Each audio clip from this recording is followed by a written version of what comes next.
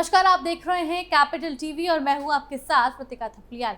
उत्तर प्रदेश में योगी सरकार स्कूलों को मर्ज करने की नीति पर तेजी से काम कर रही है और विपक्ष इसे लेकर सवाल भी उठा रहा है। लेकिन असली सवाल ये है कि क्या ये फैसला सिर्फ स्कूल बंद करने के लिए है या फिर बच्चों को बेहतर शिक्षा देने की बड़ी योजना का हिस्सा है। इसी पर देखिए हमारी एक खास रिपोर्ट।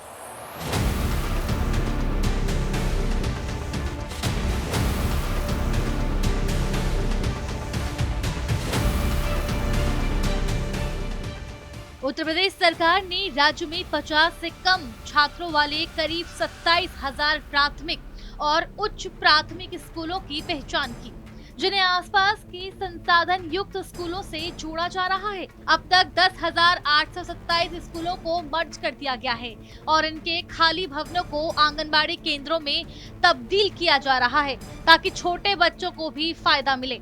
लखनऊ में 445 स्कूल मर्ज हो चुके हैं। प्रयागराज में भी ये प्रक्रिया तेजी से चल रही है और मैनपुरी जिले में हाल ही में 62 अवैध प्राइवेट स्कूल बंद कर दिए गए ताकि वहां के बच्चे सरकारी मान्यता प्राप्त स्कूलों में पढ़ें। योगी सरकार का कहना है कि छोटे स्कूलों में अक्सर एक ही कमरे में कई क्लास के बच्चों को पढ़ाया जाता था, संसाधन सीमित रहते थे और पढ़ाई की गुणवत्ता गिरती थी। अब क्लास की पेयरिंग या कहें कि एक साथ मिला देने की वजह से हर क्लास के लिए अलग शिक्षा, पुस्तकालय, कंप्यूटर, खेल का मैदान और दूसरे संसाधन मिल सकेंगे। मुख्यमंत्री योगी आदित्यनाथ ने साफ कहा कि 50 से ज्यादा छात्रों वाले स्कूल स्वतंत्र रूप से चलेंगे और पेयरिंग सिर्फ जरूरत वाली जगह ही होगी। साथ ही हर स्कूल में शिक्षक छात्र अनुपात संतुलित रखने और खाली पदों को जल्द भरने का निर्देश भी दिया गया है। समाजवादी पार्टी कह रही है कि इससे गरीब बच्चों की पढ़ाई पर असर पड़ेगा।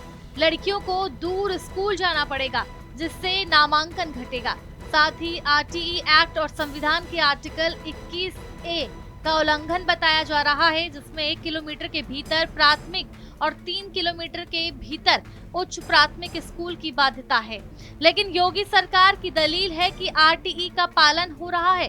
पेयरिंग के लिए 1 से 3 किलोमीटर की सीमा का ध्यान रखा गया है और साथ ही बच्चों को फ्री ट्रांसपोर्ट, साइकिल और यूनिफॉर्म जैसी योजनाओं से मदद मिलेगी। इलाहाबाद हाईकोर्ट में भी सरकार ने हल्फनामा देकर कहा है कि ये कदम बच्चों की पढ़ाई की गुणवत्ता बढ़ाने के लिए है, न कि बंद करने के लिए।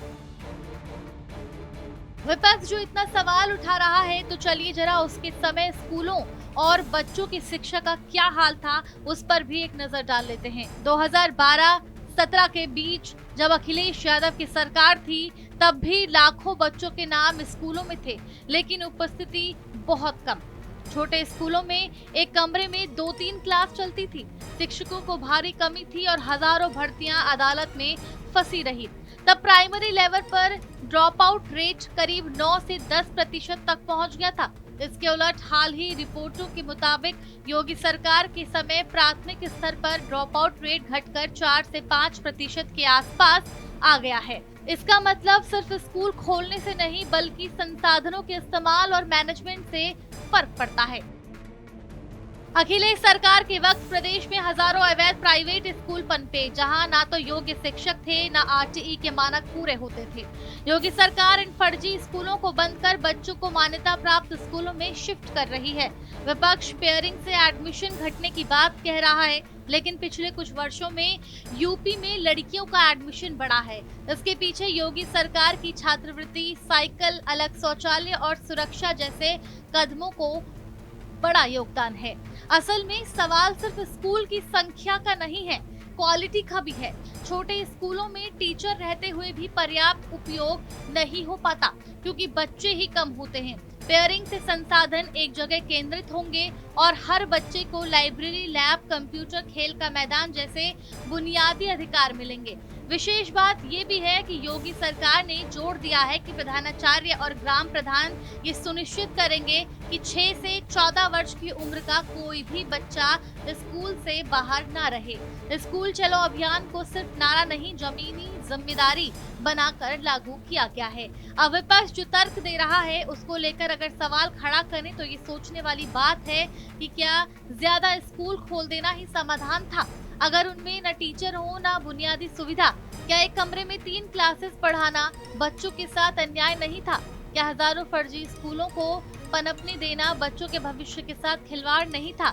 तो तस्वीर एकदम साफ है कि योगी सरकार का ये कदम स्कूलों को बंद करने का नहीं बल्कि शिक्षा की गुणवत्ता सुधारने, संसाधनों को सशक्त करने और बच्चों को असली हक दिलाने की दिशा में है।